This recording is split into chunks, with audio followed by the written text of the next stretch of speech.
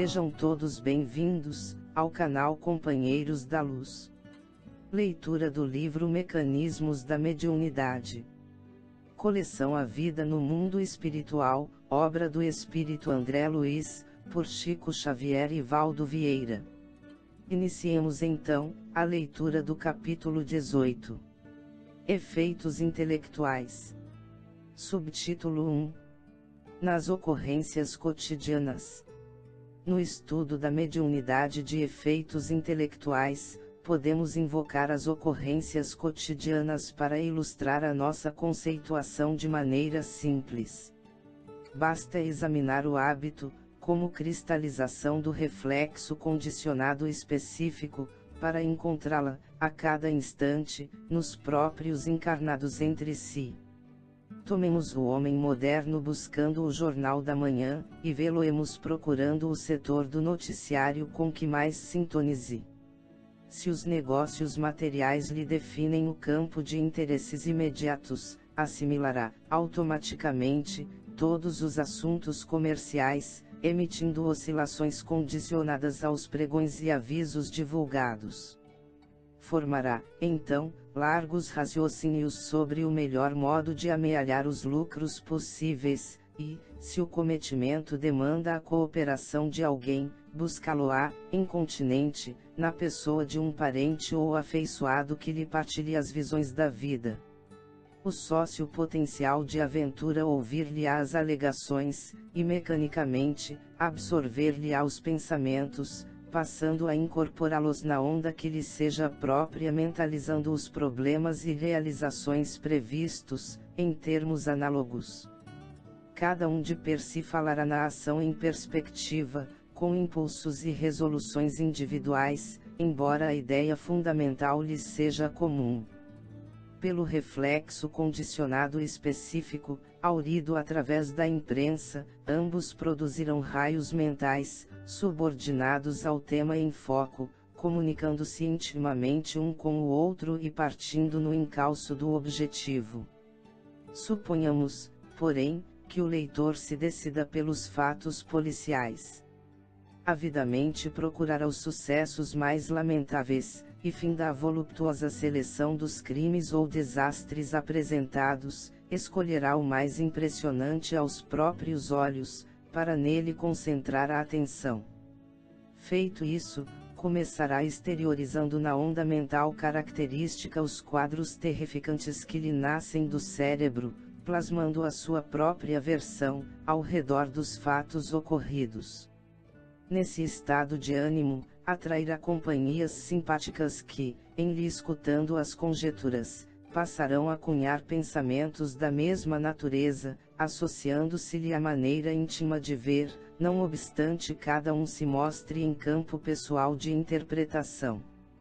Daí a instantes, se as formas pensamentos fossem visíveis ao olhar humano, os comentaristas contemplariam no próprio agrupamento o fluxo tóxico de imagens deploráveis, em torno da tragédia, a lhes nascerem da mente no regime das reações em cadeia, espraiando-se no rumo de outras mentes interessadas no acontecimento infeliz.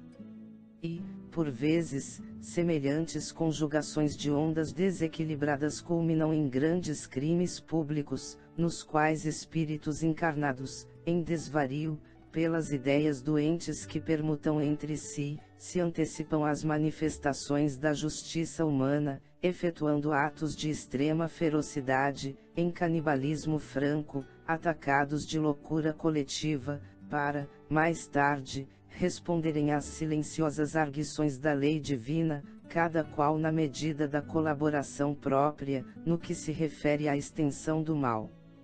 Subtítulo 2. Mediunidade ignorada. Na pauta do reflexo condicionado específico, surpreendemos também vícios diversos, tão vulgares na vida social, como sejam a maledicência, a crítica sistemática, os abusos da alimentação e os exageros do sexo.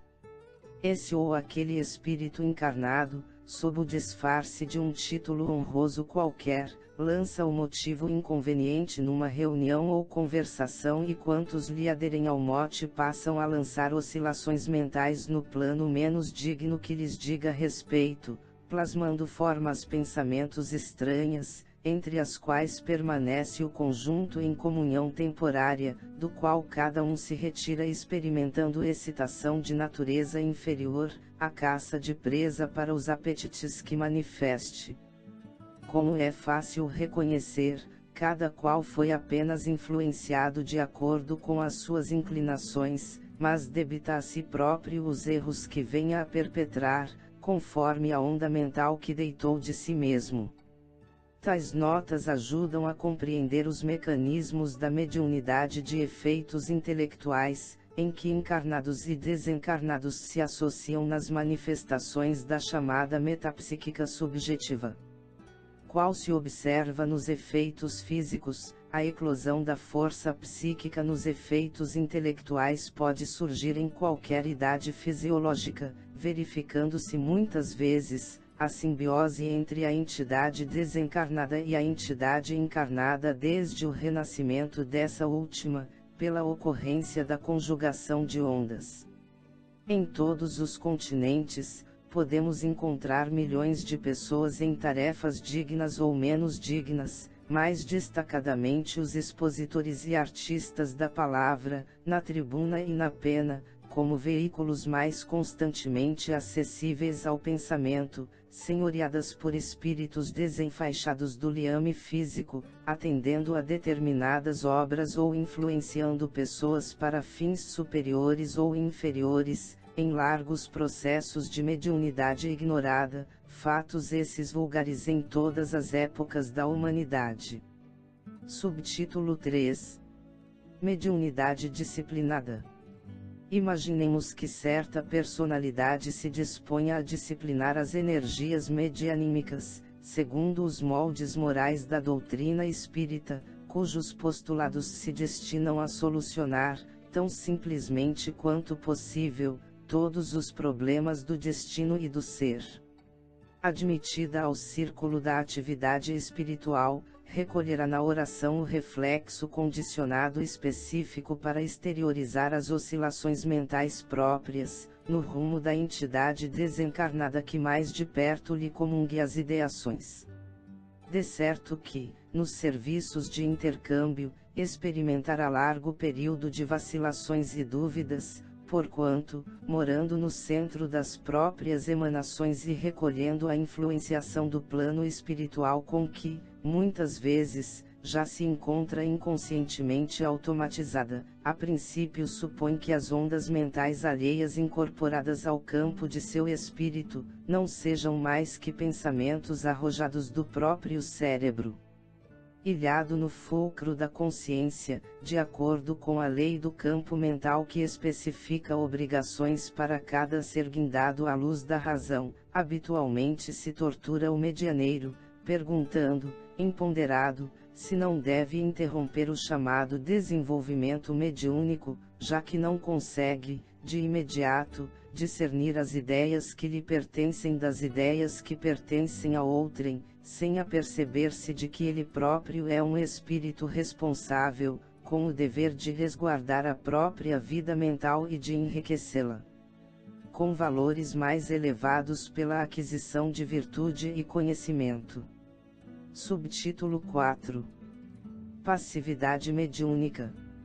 Se o médium consegue transpor, valoroso, a faixa de hesitações pueris, entendendo que importa, acima de tudo, o bem a fazer, procura ofertar a reta conduta, no reflexo condicionado específico da prece, a espiritualidade superior, e passa, então, a ser objeto da confiança dos benfeitores desencarnados que lhe aproveitam as capacidades no amparo aos semelhantes, dentro do qual assimila o amparo a si mesmo.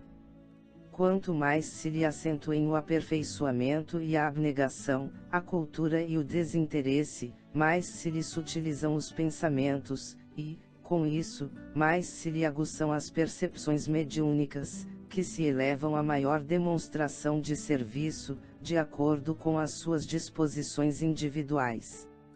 Com base no magnetismo enobrecido, os instrutores desencarnados influenciam os mecanismos do cérebro para a formação de certos fenômenos, como acontece aos musicistas que tangem as cordas do piano na produção da melodia. E assim como as ondas sonoras se associam na música, as ondas mentais se conjugam na expressão. Se o instrumento oferece maleabilidade mais avançada, mais intensamente específico aparece o toque do artista. Nessa base, identificamos a psicografia, desde a estritamente mecânica até a intuitiva, a incorporação em graus diversos de consciência, as inspirações e premonições. Subtítulo 5. Conjugação de ondas. Vemos que a conjugação de ondas mentais surge, presente, em todos os fatos mediúnicos. Atenta ao reflexo condicionado da prece, nas reuniões doutrinárias ou nas experiências psíquicas, a mente do médium passa a emitir as oscilações que lhe são próprias, às quais se entrosam aquelas da entidade comunicante, com vistas a certos fins. É natural, dessa forma, que as dificuldades da filtragem mediúnica se façam, às vezes, extremamente preponderantes, porquanto, se não há riqueza de material interpretativo no fulcro receptor, as mais vivas fulgurações angélicas passarão despercebidas para quem as procura, com sede da luz do além. Cabe-nos reconhecer que, excetuados os casos especiais, em que o medianeiro e a entidade espiritual se completam de modo perfeito, na maioria das circunstâncias, apesar da integração mental profunda entre um e outro, quase toda a exteriorização fisiológica no intercâmbio pertence ao médium, cujos traços característicos, via de regra, assinalarão as manifestações até que a força psíquica da humanidade se mostre mais intrinsecamente aperfeiçoada, para mais aprimorada evidência do plano superior. Subtítulo 6. Clarividência e clareaudiência.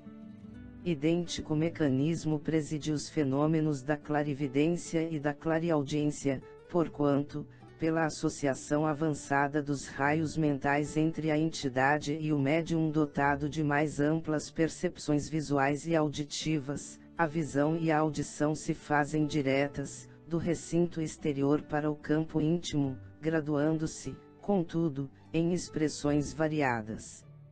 Escasseando os recursos ultrasensoriais, surgem nos médiuns dessa categoria a vidência e a audição internas, mais entranhadamente radicadas na conjugação de ondas.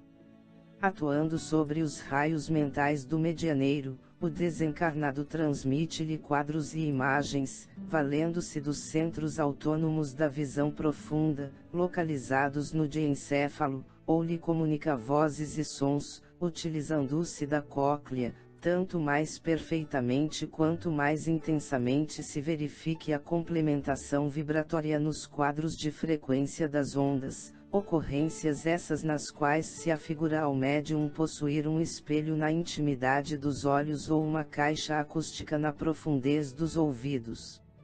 Chegamos ao final deste capítulo. Não percam o próximo de número 19. Ideoplastia. Muito obrigado, boa reflexão, que Jesus abençoe a todos.